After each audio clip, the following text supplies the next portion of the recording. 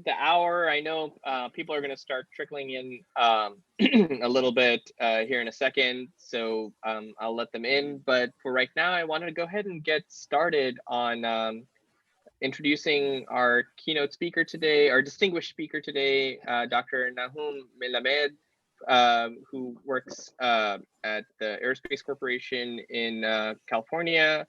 He he's a distinguished speaker, which means AIAA has curated a collection of really good speakers who can go talk to different AIAA sections. So it's an honor that he's coming and talking to us here at the Hampton Roads section. And he's doing this virtually right now, but hopefully in the future when we do our distinguished speakers, we will also have them live. So I really appreciate Dr. Melamed for talking to us this morning. I have a short bio here from him. Dr. Melamed is a project leader in the Embedded Control Systems Department in the Guidance and Control Subdivision at the Aerospace Corporation. He joined aerospace in 2003 as the technical lead for the launch vehicle software. He coordinated and guided a team of interdepartmental technical experts that supported validation and mission readiness for the flight software for the Artemis mission. He conducts planetary defense technical and policy studies. He co-chairs the Planetary Defense Conference, many conferences, serves on exercise organizing committees, and speaks at these venues. And his PhD is in aerospace engineering from Georgia Tech. And again, he's here to talk to us about planetary defense itself, specifically from near-Earth objects, which I know is a very interesting area and benefits all of us at the end of the day. So, Dr. Melamed, please go take it away. Thank you so much. Can you hear me? Yes, we can hear you. Okay, I'm very sorry that you cannot see me. Something went wrong with my video camera here on my laptop, and but it shouldn't hurt any issue with running the presentation. Thank you very much for inviting me. Let me just add a couple of words about myself. I've been with the Aerospace Corporation in the last 19 years, and I was born in Jerusalem, Israel. Came here to do my PhD at Georgia Tech, and got my undergrad and master's degree from the Technion in Haifa in Israel. And I can see that you'll be moderating questions. I invite you to put questions in the chat during the talk if you'd like me to answer during the presentation. So the way I'm going to do that is I'm going to jump. Anybody? Yeah? Okay. I'm going to jump in to the presentation, but I'm going to switch between PowerPoint and live web pages. This is a presentation that that we prepared for a NASA webinar about 4 years ago. And I'm going to use live web pages simply because the information there is much more up to date, rather than clearing these for public release through a very lengthy process at Aerospace. It's better to simply show live pages with the most recent information and show a couple of the studies that we've done with the details of the study. So let me start with the presentation, and let me know if you can see it on the screen. Yep, we can see it pretty well. Very good. Okay. So welcome, everyone. I don't know how many are attending, but I would love to know how many are attending. I think I see 21 right now participants, which is great. So I'm going to start with a study that we've done about 4 years ago. I'm going to describe what we've done here, and I'm going to jump back and forth between this presentation, which, as you can see, is 4 years old, and where we are today in terms of planetary defense. I'm going to skip a lot of the heavy details here, simply because we want to cover a lot of topics. But basically, I'm going to give an overview of the topic, provide awareness, and describe what we've done in this particular study. So here is where I'm going to basically jump to the web pages. I'm going to just say one thing here, is that there are basically about 3 modes of doing planetary defense, which is protecting our planet from the impact by asteroids or comets. We call it FAR, meaning it's done in the heliocentric space. And this is when we have years to decades of lead time from discovery to mitigation. We can apply the usual process, build those systems, test them, launch them in time to deflect or destroy those objects. When we have months to years in advance, we can still do that in the far deep space, heliocentric space, but we probably would have to have those systems built in advance such that we can launch them on demand. But I'm going to show soon the focus of this particular study, which is what happens if we have minutes to months? And what do we need to have in place to be able to save key installations or large population centers? And that's what we call near, which means at atmospheric entry. So now let me jump back to the web pages here. It will be in here. Yeah, okay. So I'm going to show a few live pages here, kind of do a reality check about what's going on around our planet, and then jump back to the study and then show another study. The best place to see, to read and to become familiar with the topic of planetary defense is to go visit this NASA website. It's the top level webpage for planetary defense. It describes what it is, which is basically here where they want to find them and characterize them and find methods to deflect them or prevent them from possible effects. It's a very rich web page. I invite you to go visit it.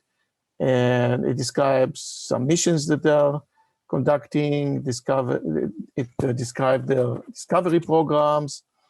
And we are going to visit this page a couple of times during the presentation. So I'm not going to go into the details of this web page, but it's a very, very informative web page to visit and read for those that are interested in planetary defense.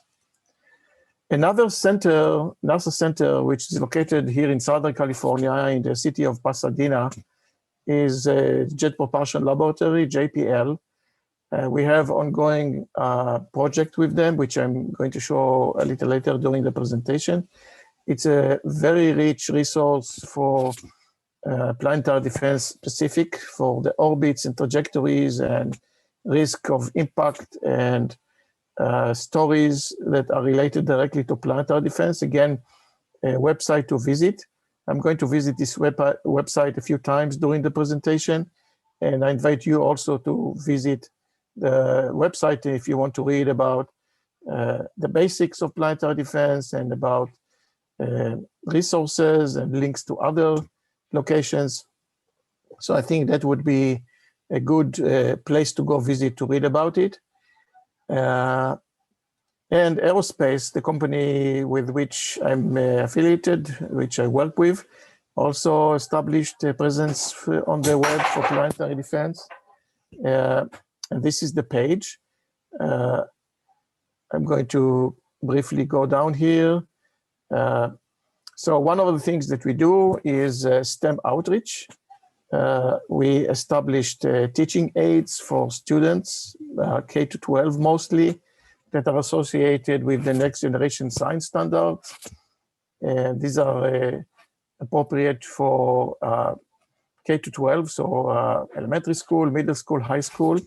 If anyone in your area would like to, from your local schools, would like to engage with our resources, you can reach out to me and I can make the connection.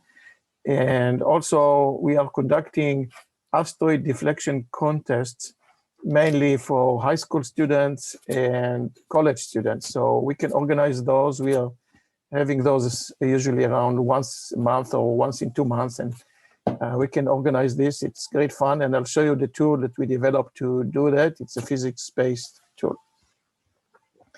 I also developed a class at Aerospace to teach about it. And one day, a couple of IMAX producers ended up in my class, and they liked it. And they said, hey, can we put your class in our movie? So there is a movie that's about to be released to the theaters.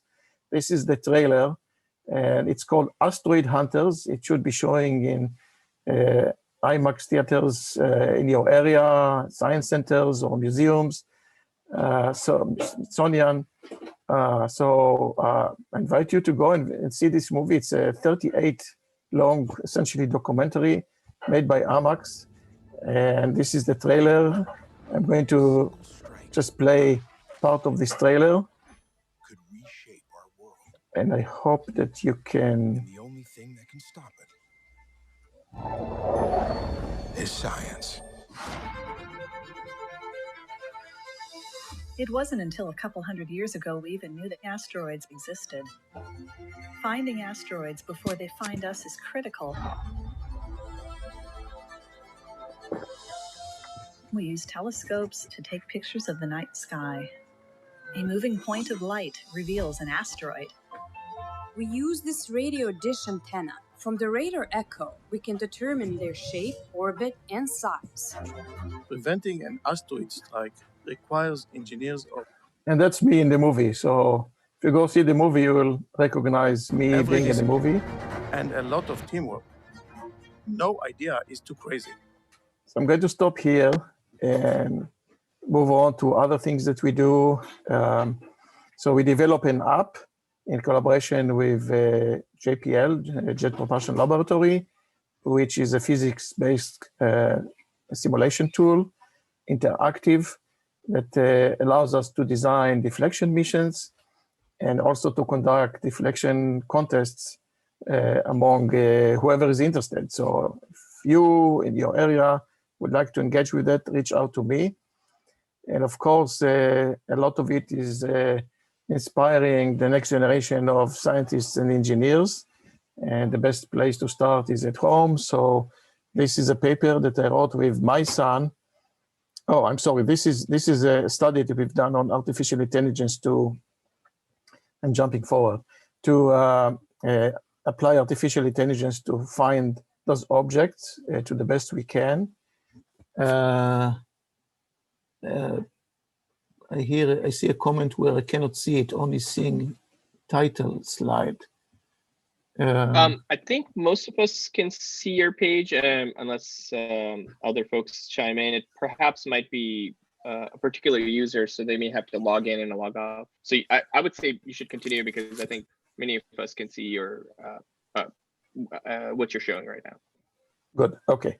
So so we apply artificial intelligence methods to find those objects. You can read about it by clicking on this page. And if you want, I can send you the link of those web pages for sharing with your colleagues later on. That would be fine. That would be great. And this is where I wrote a paper with my son. You can read the paper here. My son chose to study political science. And I said, why don't we combine the two areas? Somebody has to make decisions about mitigation and so on and so forth. So this is the first paper that he wrote before he went to college. It's a fun bonding, father and son. And recently we published another paper where we took natural disasters as models for planetary defense planning. We took 3 cases which significant consequences. And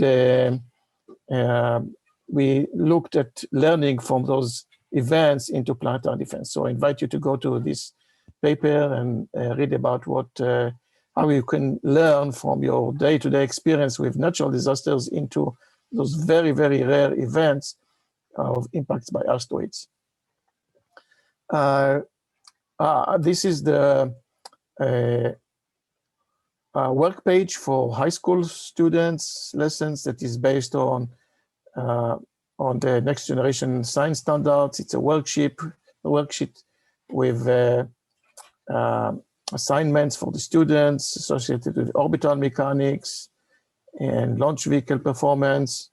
So if anybody would like to learn about those or use those, it's free to use, and you can reach out to me if you would like to engage with a workshop on planetary defense with your local schools. Okay, going to planetary defense, let's look at this picture taken by Juno spacecraft of Jupiter's moon. And as you can see here, the moon is littered with impact craters. So we live in a dangerous neighborhood. Over millions and billions of years, every object in a solar system has been impacted by those objects. I'm sure that you've taken a telescope to the moon at some point, and you saw the wealth of impact craters on the moon. Sometimes they are nested one within each other.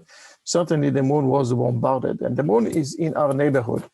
It is a celestial object, which is definitely in our neighborhood, but the reason why it preserves those impact craters is because it doesn't have geological activities as on our planet Earth. Planet Earth tends to erase most of those evidence, especially the very old ones. And so we do have a good number of impact evidence so far. But let's see what actually does impact our planet. So the first place to go visit is, again, the JPL website here, which has a special tab here for fireballs. And in here, we can see that this page was updated about a month ago, less than a month ago, with explosions in the atmosphere that were detected by government satellites designed to detect those type of phenomena. And in the last 3.5 decades or so, there were 915 entries of objects that are not attributed to human activities at all. You can hover over any of these objects, read about it, but we'll focus on this red one here, because that was the reason for the study that I'm going to describe a little bit down the road. So this is, one of the things to take away from this is that the distribution of those impacts is uniform. They can hit in any location on the globe. If they happen over the ocean, they usually go undetected on the surface. On the ground, you might see, some strike in the sky, but a lot of them can only be detected with government sensors. In fact, recently, NASA put together a webpage that logs those impacts of small objects by geosynchronous satellites that are designed to detect lighting activities, but they can also detect those bolides or fireballs. And in the last 3.5 years or so, they already detected about 3,500 events. So we are definitely bombarded with those type of phenomena. Fortunately, the vast majority of those are very, very small. They just burn out in the atmosphere, cause no damage on the ground, and there is no worries about from these objects.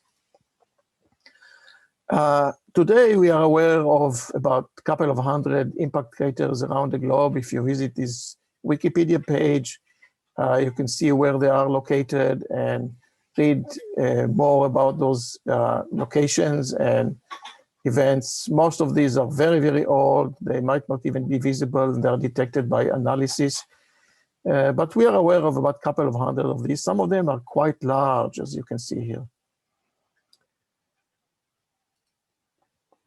The most famous crater is the Chicxulub crater. It's the impact that occurred some 66 million years ago and caused the extinction of the dinosaurs. This was a very large object, about 10 kilometers in size. And these events are extremely rare. They are estimated to occur maybe once in 100 million years. So we have another 30 million years to wait for the next one. We are safe.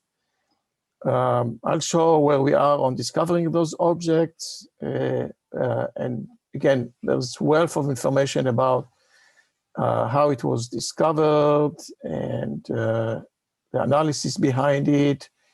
There is analysis about cratering here, which is cool. I'm going to leave it at that. This is just an overview, historical overview of the fact that we were bombarded by those objects over the history of the Earth. A famous place to visit is Meteor Crater. It's neighboring to the state of California. I've been there several times. I guess I hope that some of you have been there. Maybe you can tell me in the chat if any of you have heard of it or visited the crater.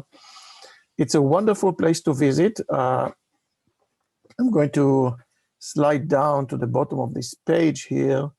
It has an excellent visitor center, which the location is not very far from the Grand Canyon. So if you ever plan to visit the Grand Canyon area, you can design a small detour. It's not very far from the Grand Canyon area. And it's just an awesome place to visit, read about those objects, take a tour along the edge of the crater. So you can see the desert is very, very flat in this area. And it's a very, very sudden disruption in the ground, about almost a mile wide. This is the view from the visitor center. You can take a tour along the edge of the crater and just get appreciation for the force of nature. So I invite you to do that. And I see that Ed visited that. Great, thank you. So moving forward in time, this is something that I became aware of just about a couple of months ago. A neighbor passed by here. She's from Estonia, and we talked about asteroids. And she said, "Did you know that in the island of, I guess, Sarema, there are a few impact craters that were made by small objects, and here they are, several of these." And I learned about this literally just a couple of months ago from a casual neighbor that passed by here. And so now I want to go visit this place, which is a fun place to visit, hopefully after the area quiets out. Tunguska. Any of you heard about the Tunguska event?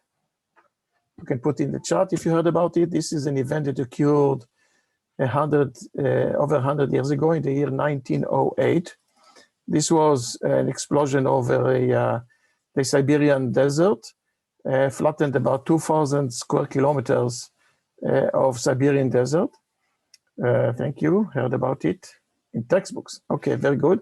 So again, I'm bringing here those Wikipedia pages simply because they are good summary of the event, and they link to wealth of information at the bottom here if you would like to read more about the event, about what it means, and so on and so forth.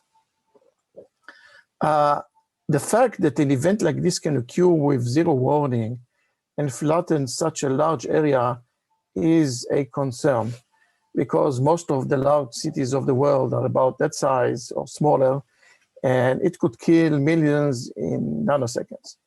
So, okay, thank you. Studied in astrophysics class. Excellent, thank you, Ed. So this is part of the wake-up calls that we have. Hey, we need to pay attention to these objects. They are relatively small objects, about the same size that created Meteor Crater. In the case of Meteor Crater, it ended up with a crater. In this case, the energy was deposited in the atmosphere and burned a very large swath of the forest, which would basically destroy a large city. So that's part of the awareness that we want to have. Recently, I came across a scientific study about a Tunguska-sized airburst that destroyed a small city in the Middle East, which is really where I am from, and essentially disrupted the local civilization, which is really what we are concerned about. It is a scientific paper The reason why they know that this is a cosmic event is because of these diamond-like carbon particles that are abundant in this area. 3,500 years ago, there were no big explosions that are man-made. That must have been made by nature, and the only way we know could have been done at that time is by cosmic explosions, cosmic collisions. I invite you to read this. It's a fascinating paper. So this is how this town looked like, is thought to have been looked like then, and this is how it looks like today. And it probably killed several hundred or several thousand people in this area instantly.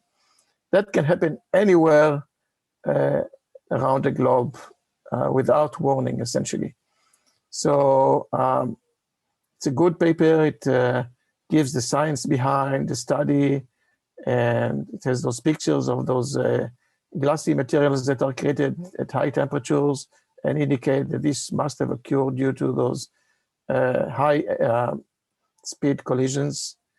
All right, moving forward in time, Chelyabinsk meteor. That event occurred 9 years ago, again over the Russian city of Chelyabinsk. It's an event that occurred without warning, exploded over that city. They were very, very fortunate that the object entered the atmosphere at a shallow angle and deposited the energy fairly high in the sky, relatively speaking.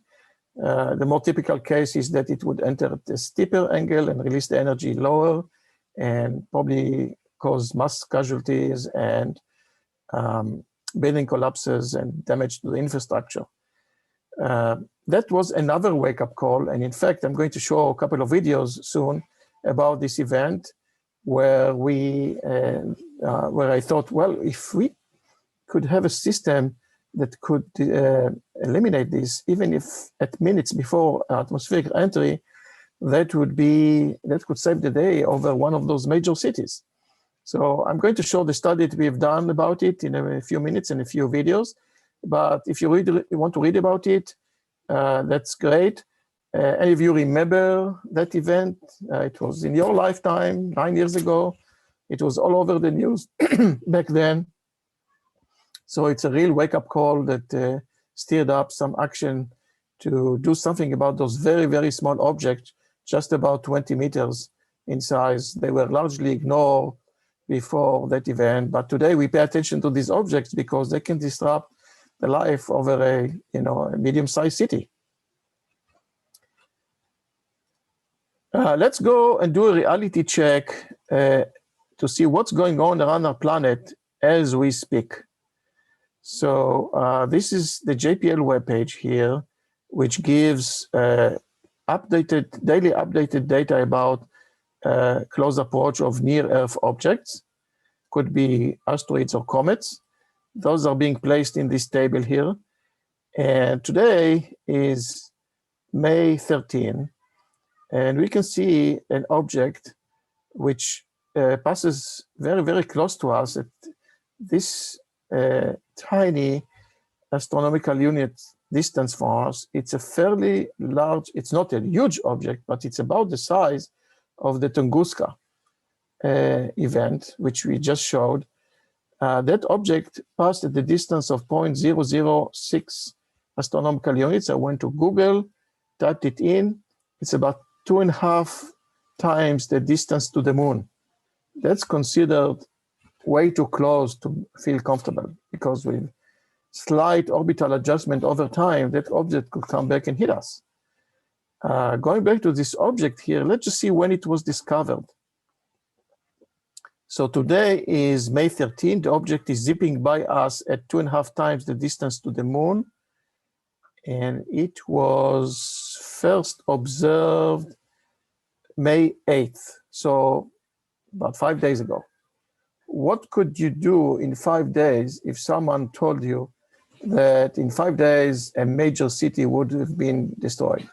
Could be DC, New York, Los Angeles, Paris, Tokyo. 5 days to evacuate millions of people. You can appreciate the panic that would have ensued, which is something that we never experienced in our lifetime.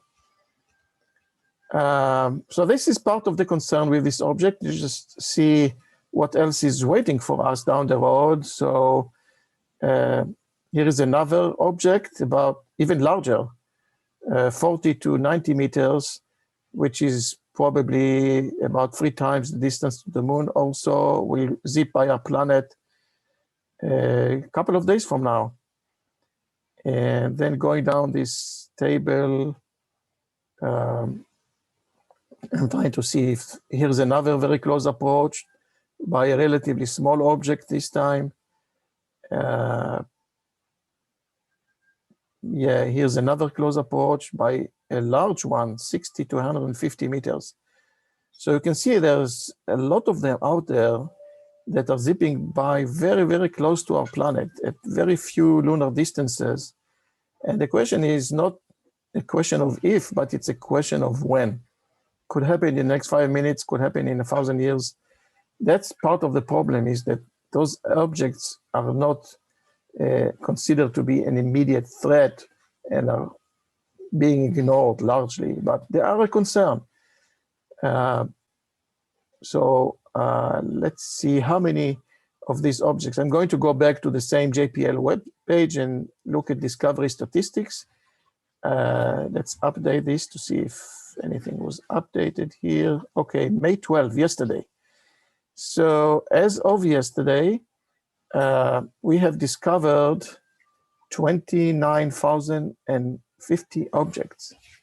And the rate of discovery is accelerating. As you can see, with more telescopes put into work, we are discovering more and more of the objects. The fortunate is that the really large ones, those that are larger than a kilometer, are not being discovered very often anymore. And all of those that have been discovered to date are not going to impact with the planet in the next century or so, according to JPL, NASA scientists. So we are safe in the next century from the really big ones that could cause global havoc. And we leave it to the next generations of planetary defenders to deal with. But we could certainly be hit in the near future by those objects that can destroy a city or a country or a region. That is why I am engaged with the topic of planetary defense and encourage anyone who would like to contribute to the area to at least be aware, reach out to the community, reach out to me if you want to learn some more, or just get involved, and I'll show you how you can all get involved with this. Any object that is being discovered is placed in a repository that's managed. It's called the Minor Planet Center. It is a center that's managed by the Smithsonian Institute. It contains ephemeris for all of these objects, and it can be used as a resource for studies and analysis. So this is where those data is located. And now I'm going to jump to the presentation that we prepared 4 years ago and show you what we've done a little bit with more technical content. So back to the presentation. We saw a meteor crater in Arizona. We talked about the Tunguska event. By the way, if that Tunguska event had occurred just 3 hours later, Moscow would have been obliterated because they are at the same latitude, and because of the rotation of the Earth, it would have occurred over Moscow. But that is just a random location, could have occurred over any major city or key installation and cause significant damage. That's the concern. You can see the area is larger than New York City, larger than DC. Those cities would have been eliminated instantly. Okay, so this is the event that occurred 9 years ago over Siberia. And it's a population of about 1 million that was affected. It looked like that in the sky. So with that, let's play a short video that explains it. So I'm going to jump to this video. Okay.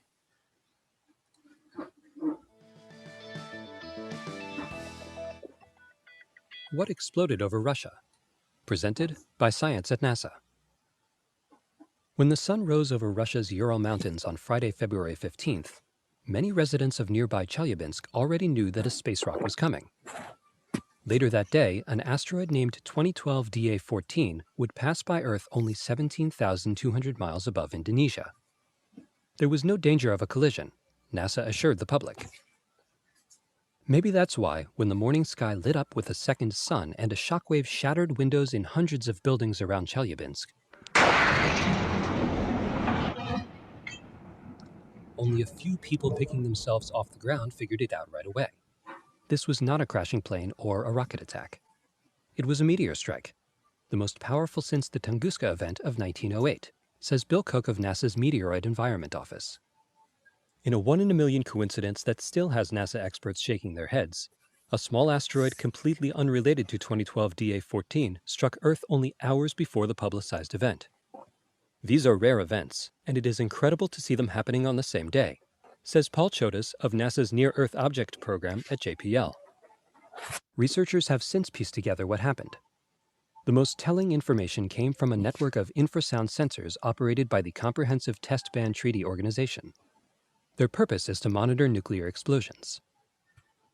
Infrasound is a type of very low-frequency sound wave that only elephants, homing pigeons, and a few other animals can hear. It turns out that meteors entering Earth's atmosphere cause ripples of infrasound to spread through the air of our planet. By analyzing infrasound records, it is possible to learn how long a meteor was in the air, which direction it traveled, and how much energy it unleashed. The Russian meteor's infrasound signal was detected by multiple stations, including one in Alaska more than 6,500 kilometers from Chelyabinsk. Western Ontario professor of physics Peter Brown analyzed the data. The asteroid was about 17 meters in diameter and weighed approximately 10,000 metric tons, he reports.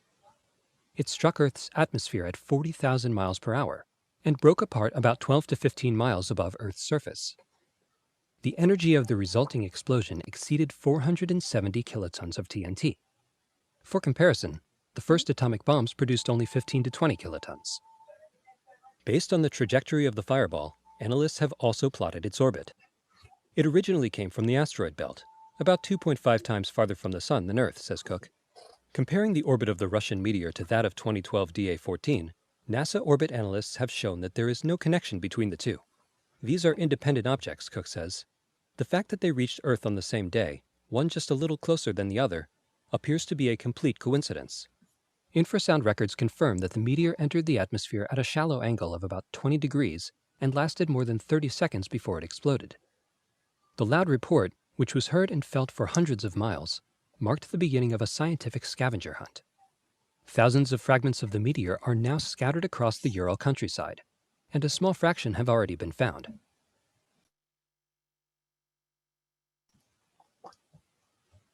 Preliminary reports, mainly communicated through the media, suggest that the asteroid was made mostly of stone with a bit of iron. In other words, a typical asteroid from beyond the orbit of Mars, says Cook. Mr. Melamed, Dr. There Melamed, may can be you, more just like it. there's one question, Mhm. if you can mute for a second. If you could, what kind of sound that the homing pigeons and others can hear that the meteorite creates? I think it's called infrasound. Could you expand on that a little bit? It's a very low frequency sound that simply our ears are not designed to detect, but homing pigeons and some large animals can detect these. Just as an anecdote, but we have a system, it's called a CBTPO or something like that, which is designed to detect those type of sounds because they indicate certain activities that are that occur on the other side of the globe and might be associated with safety on our side of the globe. So there is a whole system like this that is designed to detect those, but they happen to detect events such as this as well. It's just a very low frequency sound waves that travel through the atmosphere. Does this answer? Okay. Thank you. Carl. Yeah, okay, thank you. Thank you. That is something to think about as the cleanup in Chelyabinsk continues. For more news about things coming out of the blue, visit science.nasa.gov.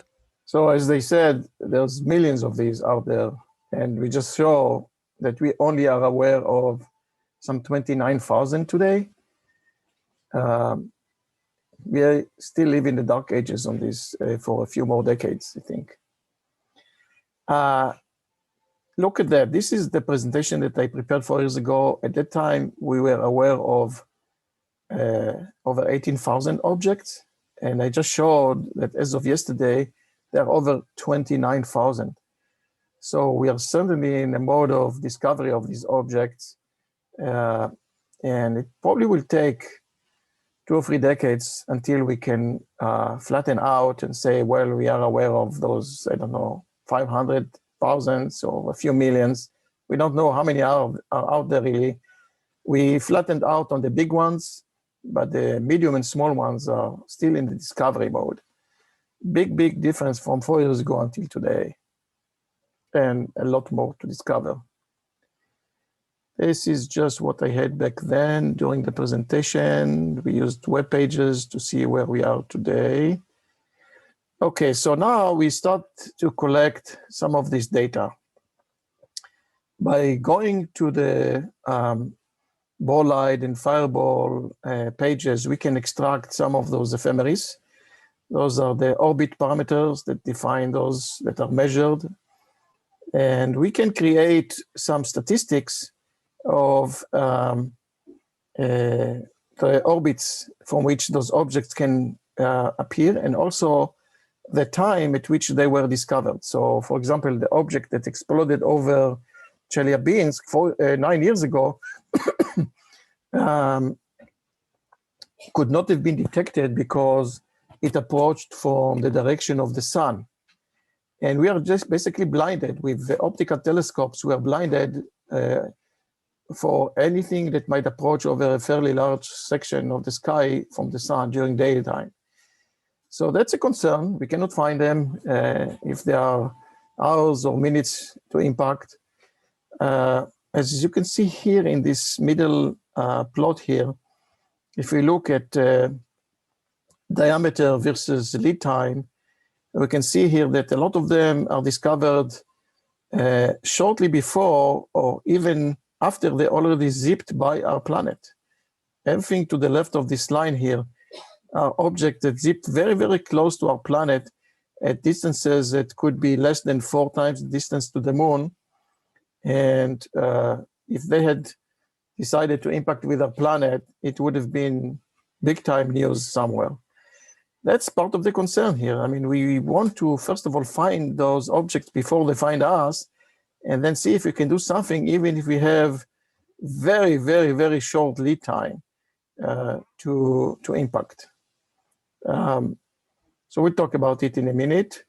Okay, so here is the story. So we were sitting at a Planetary Defense Conference in 2011 in Romania, in Bucharest. And we're looking to hold, where should we hold the next conference? Shortly before that time, I took my family to visit in Meteor Crater. And it was an awesome visit, like I said. I said, why don't we hold the next conference at the city of Flagstaff, which is in North Arizona. It's about 45 minutes from the crater, and that's where this conference was held. Turns out that 2 months before the conference was held, the Chelyabinsk event had occurred. So obviously, the focus of that conference was on that event. And one of my colleagues from Sandia National Laboratories showed those videos. Those are high fidelity scientific videos that simulate the entry of this object into the atmosphere. So on the left, you see the real object as it entered at a shallow angle. Let me play this video. So this is the simulation of the entry. As you can see, the energy was deposited at about 20 kilometers of altitude, 30 to 20 kilometers of altitude, and the shock wave dispersed over time through the atmosphere until it hit the ground over the city of Chelyabinsk. But the big question was, what would have happened if that object entered, as typically they do, at a steeper angle, like so? So let's see what would happen here. And this is the same object, except entering at a steeper angle. You can see that the energy was deposited at a lower altitude with a much, much strong shock wave to the ground. This is would have killed thousands of people, if not more, destroyed most of the infrastructure of the city. And it's a very, very small object, just 20 meters or so in diameter. And I was thinking about this and said, can we shoot out these objects down at a higher altitude and save the day over one of those key installations? This was the basic question that I asked, just by seeing those videos. And that led to the study that I'm showing here. So I asked, well, we have technology that can shoot down ballistic missiles that belong to our adversaries. Can we use similar technology to shoot down asteroids just minutes before they enter into the atmosphere? And the answer is that it is feasible, at least on paper, largely ignoring a lot of technical and engineering challenges. We didn't dive into those, but the physics is there and the basic tools are there. So it's plausibly doable. I'm going to show what we've done on the intercept part of the study. We are going to show what we've done on the disruption part of the study, and this is still work in progress. Estimating the ground damage is future work for us, but it has been done by another NASA center. NASA Ames are dealing with those type of analysis, and I can show what they are doing. If there is interest, I can show what they have done on estimating damage on the ground. But the basic question is, can we use these technologies that do exist today to shoot down this type of objects? I'm going to go to the conceptual interview. Let me jump over this just in the benefit of time and show the meat of the analysis. So for those of you that are interested in system engineering, we established a concept of such a system that would have to be put in place and be ready, be continuously activated and ready to react within seconds of discovery, literally within seconds. But it is feasible. We are having those type of systems on the ground today for much more complex situations. And that would be a general top-level representation of this type of system. So we going back to the fireballs map from JPL, from NASA JPL. We extracted the parameters from a lot of those objects that are on this website and created a curve fit to the actual data, so we can then use this curve fitted data to do Monte Carlo type of studies and estimate what is feasible in terms of this concept. So what you see here is our curve fit to those fireball data. The threat model is in red. Here is Chelyabinsk on this plot in terms of incidence, angle, and the velocity magnitude. You can see that these are fast objects. They are measured in kilometers per second, and most of them are in the range of 10 to 20 kilometers per second.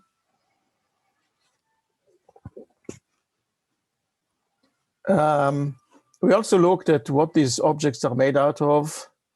The vast majority are basically just rocky materials that are aggregated into rubble piles. 75% are carbonaceous asteroids. We call them asteroids, but they are basically just collection of objects that pile together over probably millions of years as they fly one to another and aggregate due to the small gravitational attraction between them.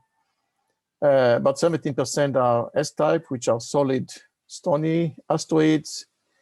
And some of them are metallic, about 8%. The object that impacted, that created meteor crater in Arizona was a metallic iron asteroid belonging to this type. Basically, they act like a bullet entering into the atmosphere from the sky at tremendous speed, and it surely will make it down to the ground and cause some damage. For our study, we focused on those stony asteroids, basically a solid piece of rock, which is similar to what the Chelyabinsk objects must have been. And we used something that's called hydrocode analysis to understand how we can disrupt the object once we intercepted it with a kill vehicle.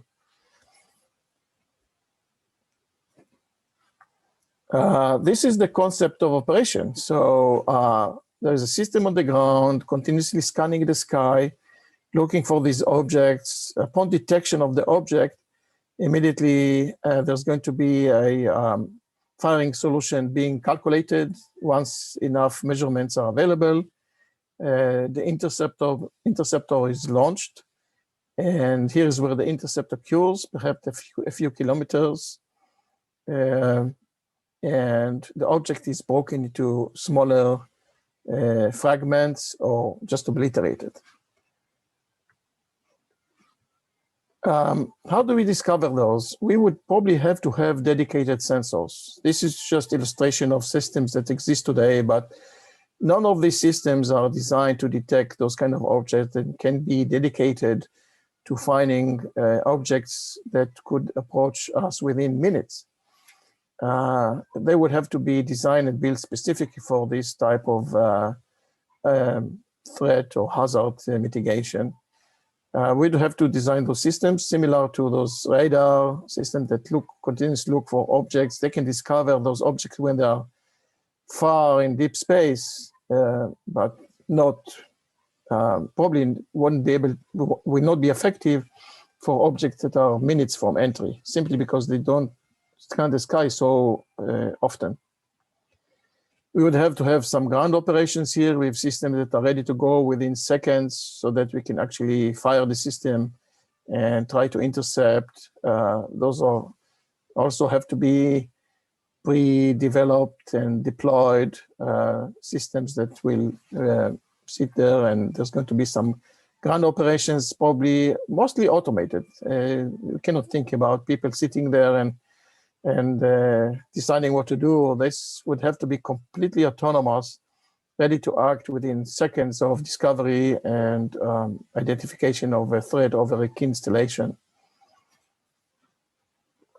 So the basic idea is that if we did nothing, the initial breakup would occur at a lower altitude. The energy would be deposited above that key installation and cause major damage on the ground. If we could deposit the energy earlier, then the shockwave probably would have been diluted somewhat and spread over a larger area, and hopefully reduce the damage at the minimum. And if we can actually fragment the object into smaller and smaller pieces, then the surface area of this whole object will be increased. Obviously, the energy will be deposited in much higher altitude in the atmosphere, and we can hopefully save the day over the key installation on the ground. That is our ultimate goal, to break it completely down to smaller fragments. Some of the open question is that, is the intercept altitude more important than closing speed? Is the kill vehicle design mass sufficient or not?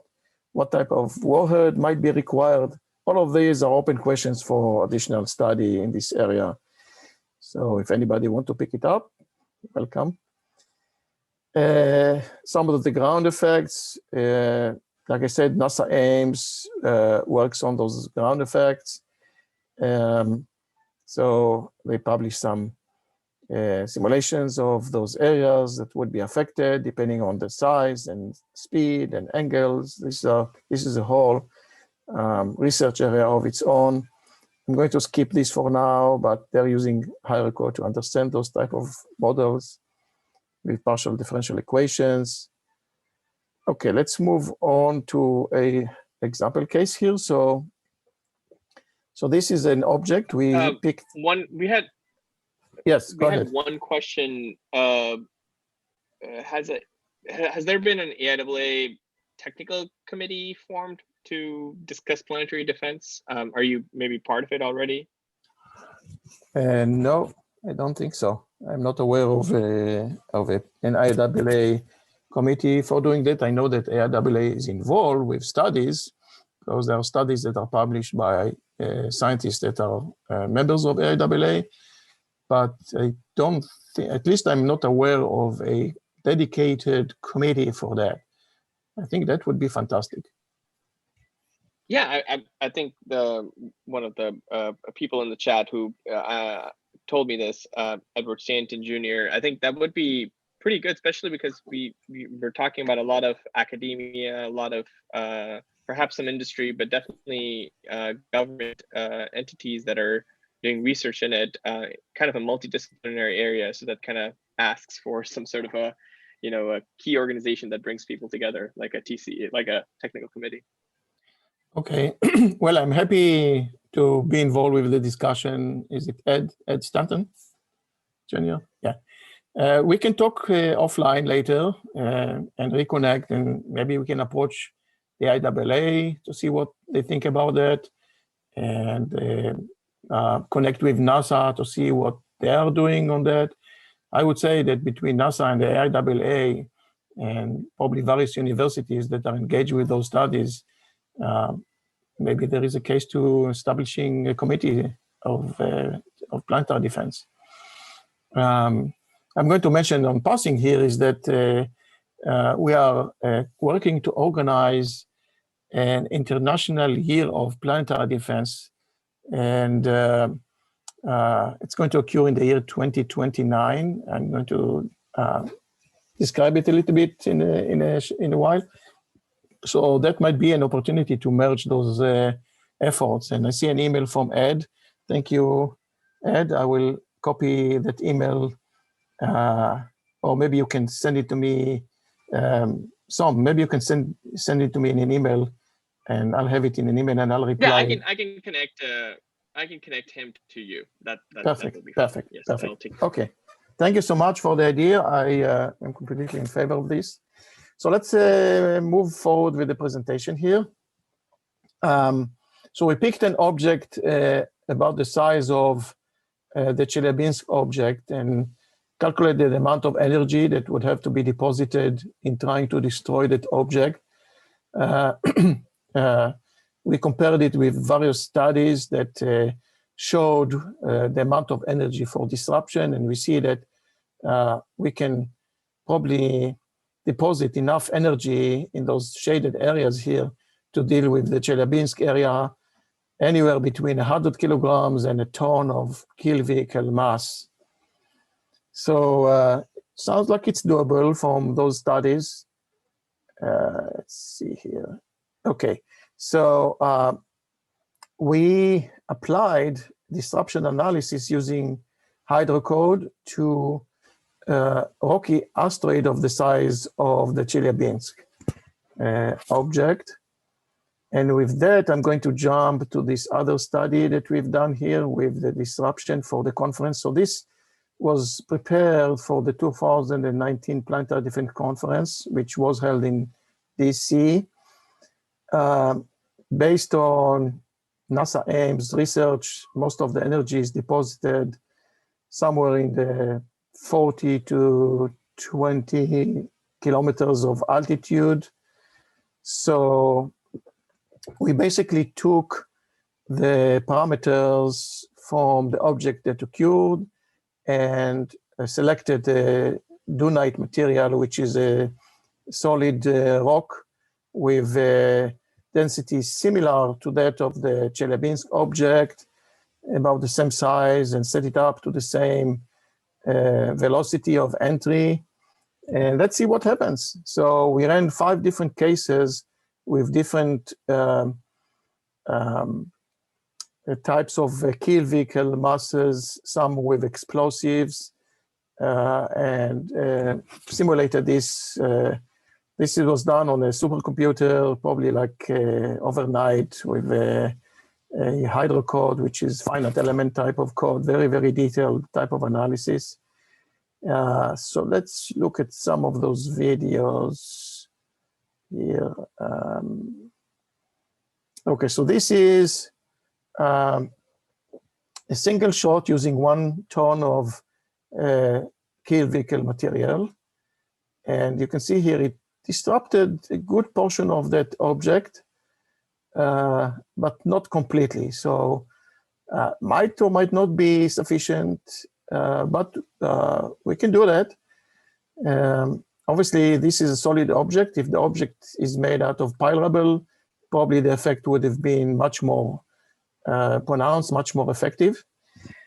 And then we said, let's see if we can launch a 5-ton projectile into the same object.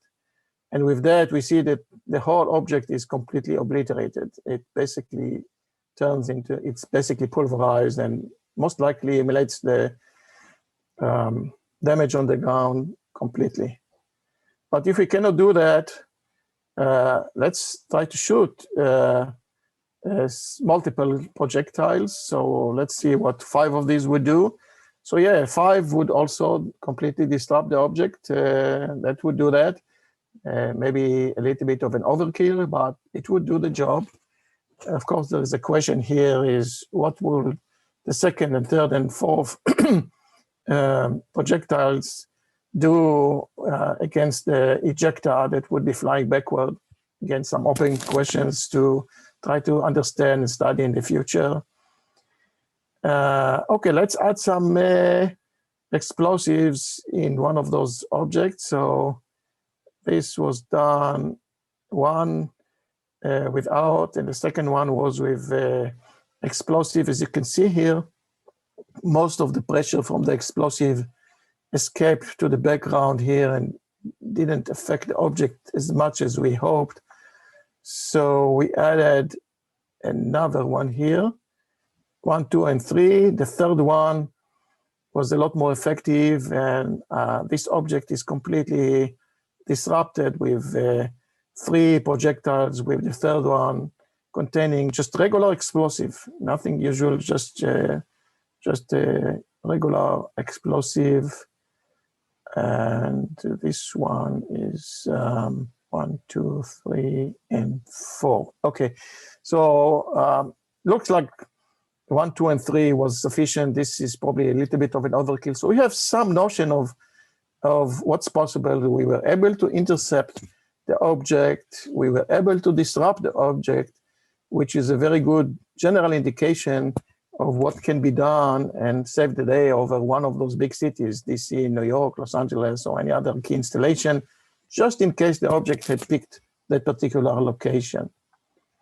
So how many systems we would have to have? Turns out we could have a single system defending the nation here in green if we have anywhere between an hour and 17 minutes of discovery time, plus some time to calculate the firing solution, so maybe another minute or 2. So then we can use a single system to defend the entire nation. But if the object is discovered at the GPS constellation level, which is about 20,000 kilometers, we would have to discover the object at about 10 minutes to 30 minutes, and probably would still have the ability to save any key installation nationwide.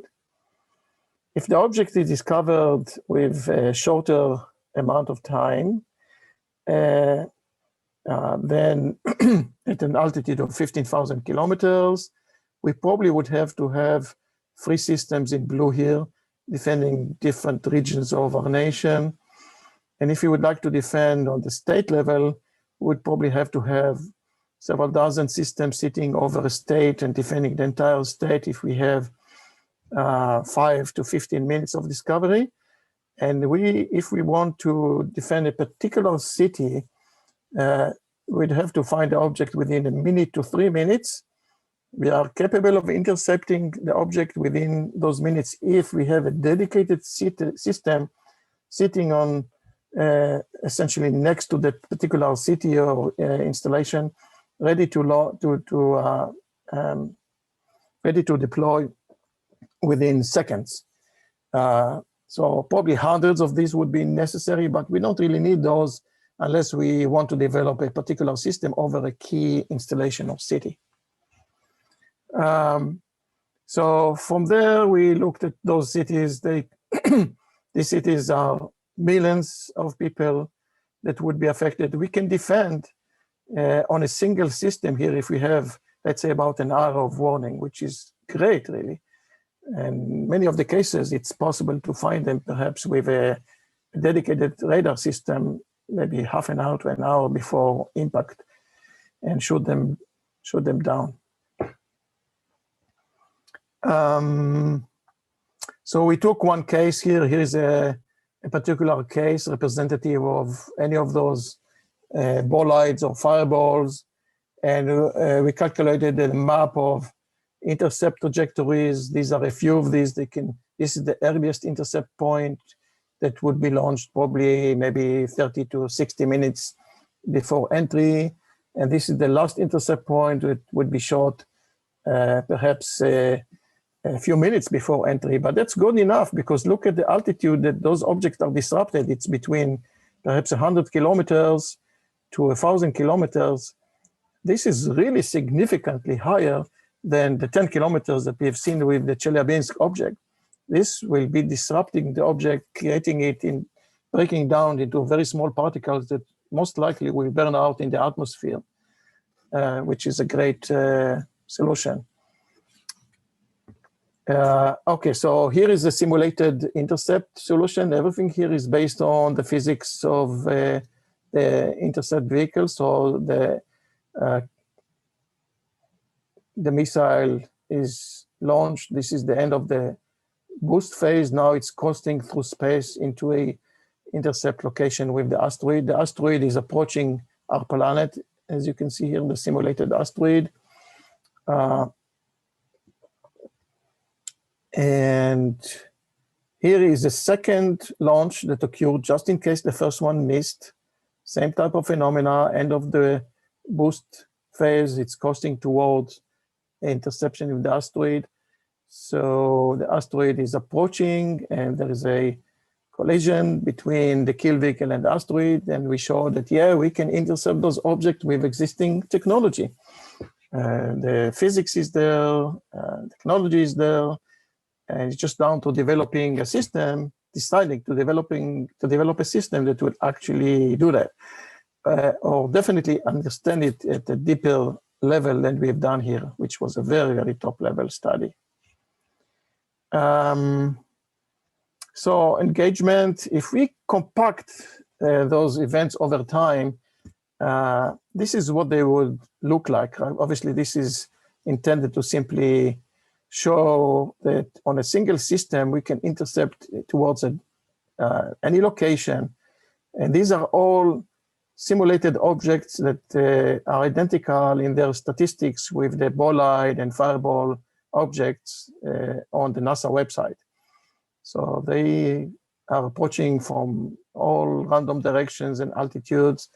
And if we have perhaps 30 to 60 minutes of warning, of detection time, we can intercept them all, as you can see here. So that's a cool thing.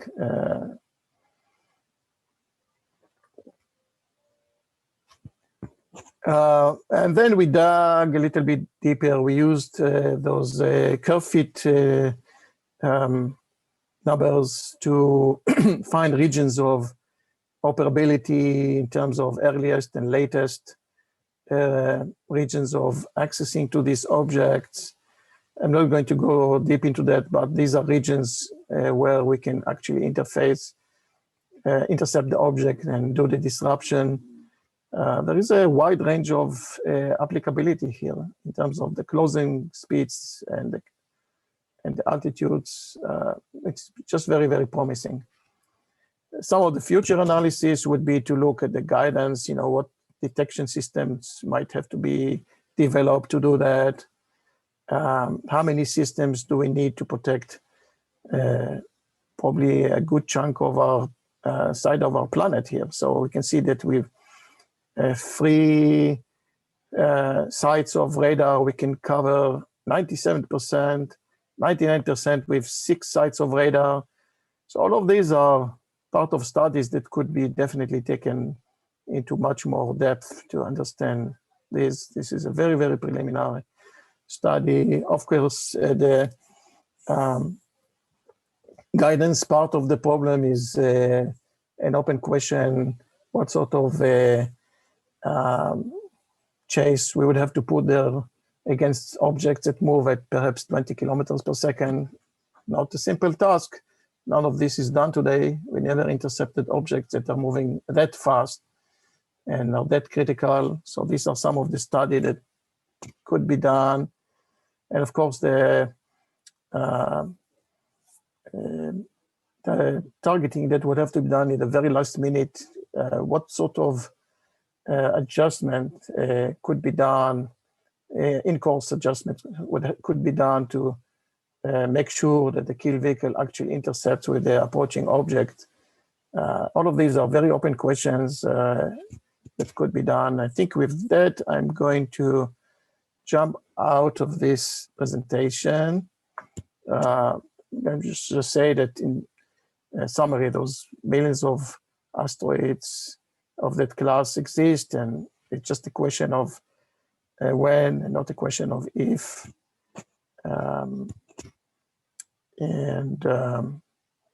So this is just a summary of the presentation that we gave to NASA. But let me jump back to the web pages because there is a few more things that I'd like to show here. And that would be here. Okay. So we presented those studies at the conferences and to NASA. They liked it. Okay, let's see what NASA is doing currently. So there is a mission, it's called NEO-SM. It's a NEO surveyor, which is a mission that is now being designed by NASA. And the intent of this mission is to do the following.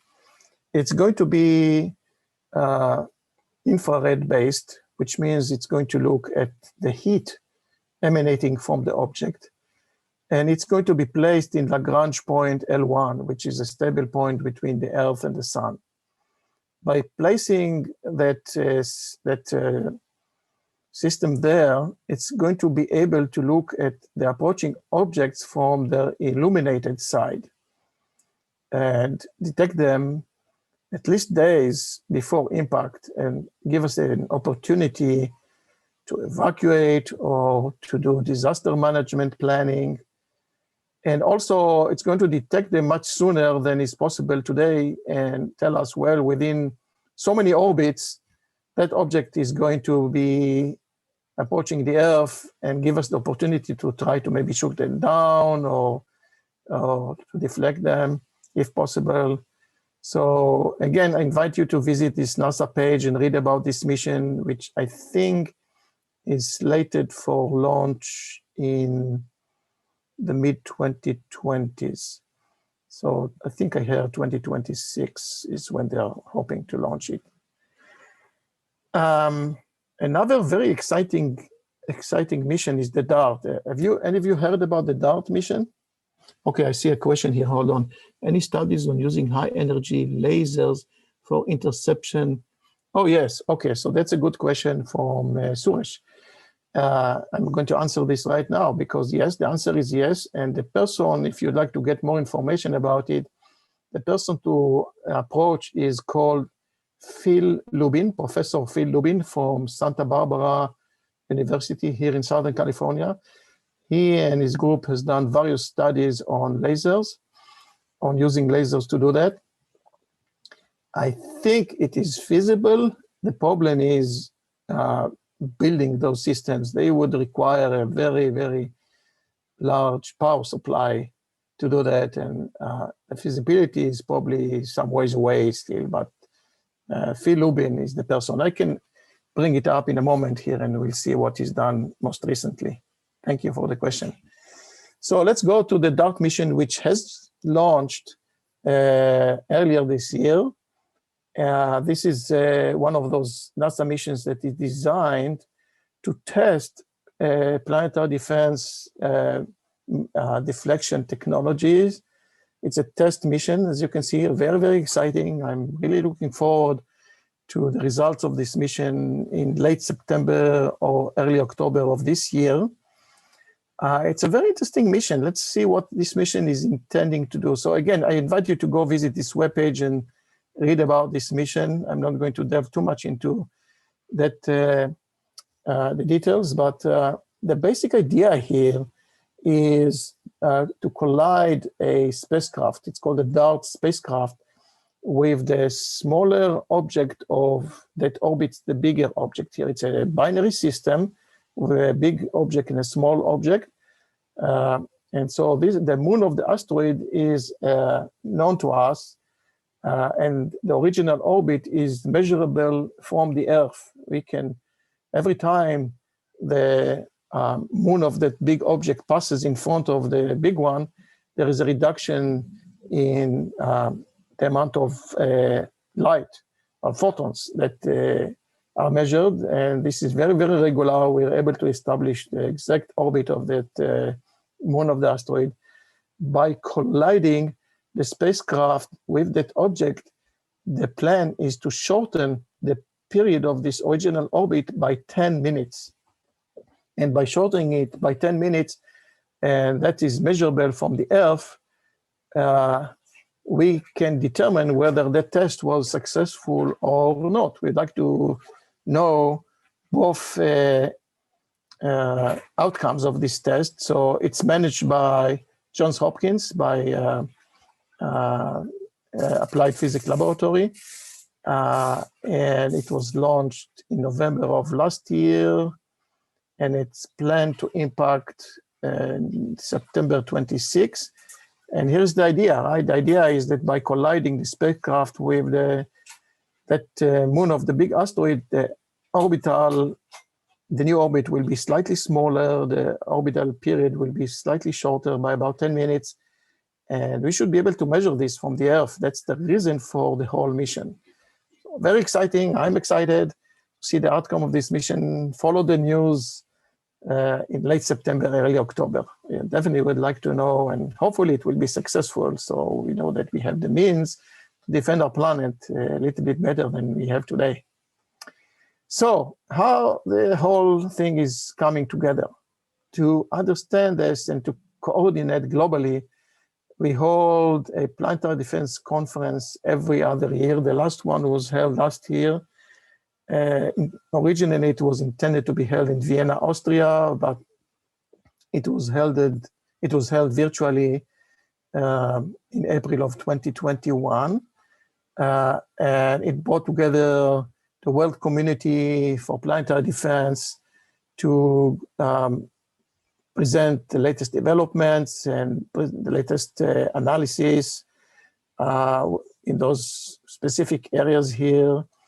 And maybe this is where the AIAA can get engaged, right? It can get in contact with us. I mean, I can talk to our local representative of the AIAA, but it's probably something that would have to be handled with the headquarters. And I'm sure that they are already having something that's ongoing with NASA on that. But this is the place to visit and engage with international organizations that do that, like the International Academy of Astronautics hosts conferences every other year. So I'm sure there is some collaboration that's ongoing between the AIAA and other international equivalent organizations. For that conference, you can read the final program, you can read the report for the conference, and here is the summary report. I'm not going to go down through it, but you can download it and read what we covered. The entire conference was recorded, and here are the recordings of the 5 days of the conference. You can listen and hear and see the entire conference as it was presented. And you can go to individual sessions and download all of the materials that were presented on each one of those sessions as they were presented. So very rich set of information. If any of you would like to be engaged with planetary defense activities, then this is the place to go. You can contact me or others. I'm a member of the organizing committee and the co-chair of the conference, so we'll be happy to take papers for the next conference, which will be held in Vienna in April of next year. So 2023, we're going to hopefully hold it in person. In fact, it's going to be hybrid. It's going to be held in person and hybrid. So if you cannot travel to the conference, you can view the conference. And I think that the general plan is that attending the conference virtually as an observer would be free.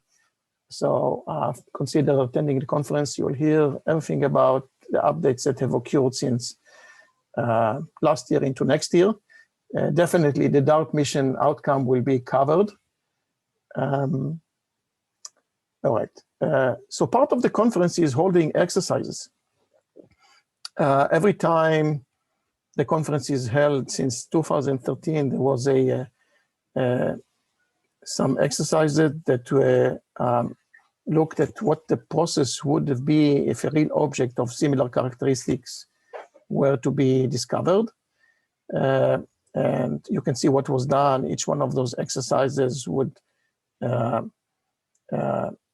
describe the entire process with ground impacts effects. It was held for the entire day of the conference with daily injects, describing what would happen a year, 2 years, 3 years, 4 years into the discovery. And they would include ground effects. I think some of these will have the ground effects that were presented for the conference. Let's see what they had on this day. Yeah, so here is some of the ground effects done by NASA Ames, telling what areas might need to be evacuated, what areas are survivable or not survivable, things like that, serious, severe, critical, unsurvivable. So NASA Ames does this analysis for the conference, and these are the impact corridor, indicating the locations where the object could impact and evacuation zones. So it's an area that is given due attention because of the severity of the consequences. But going back to those different scenarios, there was an interesting one in 2019 where a comet scenario actually was designed, obviously hypothetical, to impact with the Earth about 2 years from impact. The problem with comets is that they are discovered very late, and they are usually large objects, and they could approach from above the ecliptic plane, which is the plane of the Earth around the sun, and most of the planets and asteroids. So there is no way to launch a rocket into an area above, much above the ecliptic plane in a short amount of time, definitely not in 2 years, and not large rocket that would be able to do anything to this object. So we were looking to study this particular scenario. What could we do? And this led to this study for that conference. We initially obviously looked at rockets here. So very quickly, we found that with a rocket, we can only intercept the comet at perhaps less than 20 days before impact, which basically tells us nothing we can do. It was a big object, and there is really nothing that can be done to that. So we looked at the different alternatives. Oh, and by the way, we looked at launching 30 NASA SLS rockets, which are the heaviest rockets currently on design. And by launching 30 rockets and having very heavy payloads, we were able to move the comet deflection location, impact location from the center of the Earth here to about half the radius. Definitely not enough and not feasible and not practical by any means. However, we have the new technology of solar sails. Turns out with the solar sails, we can use the solar radiation pressure to shape the orbit, the trajectory of the spacecraft if we have large area to mass ratio of perhaps 100 or so, maybe 125. And with new materials, this is starting to be considered perhaps practical. So we did a study in which can we intercept the object sooner than 2 or 3 weeks before impact, and we showed that yeah, that is doable. We were able to shape the orbit such that it engages with the comet several months before impact, and the technology to do that is that type of steerable solar panels that are going to be stuck inside the launch vehicle and deployed into that shape. And they are going to be steerable to maximize the effect of the solar radiation, and also shape the orbit such that it would be aimed at the comet at the earliest possible engagement. And so let me play the simulation that we ran for that, which is this one. And here. Dr. Melamed, I will just like to point out we have like about 3 minutes left in the scheduled time. Okay, and I'm almost done. So this is a simulation that we ran. You can see that we head the system into the sun and we do planar change. All of that is done with solar radiation and solar cell technology, steerable solar cell technology. We do plane change that cannot be done with rockets. And once we reach the intended orbital plane, we then launch it towards that object.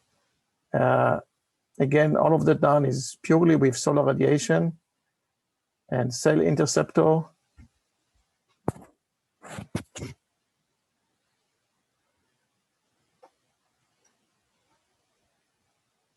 And with a system like this that could be containing some, maybe a nuclear device, exploded at in deep space at maybe 3 astronomical units from us, where there is no harm to the Earth from that type of engagement. And we are showing that we can actually intercept that comet with this new solar cell technology, something that cannot be done with chemical rockets. Okay, success. Okay, I'm going to basically wrap it up. One more thing that I wanted to show is that neo deflection app that we developed with JPL. Aerospace developed its own version of this app, which is used for teaming. And this is the app here. It's an interactive app where we can turn on the teaming mode here and try to deflect an object that is designed to impact with the Earth. So here is where I can change the mission design parameters, basically the time of deflection, the time of launch from the Earth, which will hopefully move this point away from an impact into a miss. And yes, I can do that. I created a very tiny miss distance and I saved the world, as we say. There is orbital mechanics behind that engine. There is a launch vehicle performance behind the engine, and it is designed to be interactive as so. So this is how we create competitions between teams, small teams who can compete to create the best performance metric.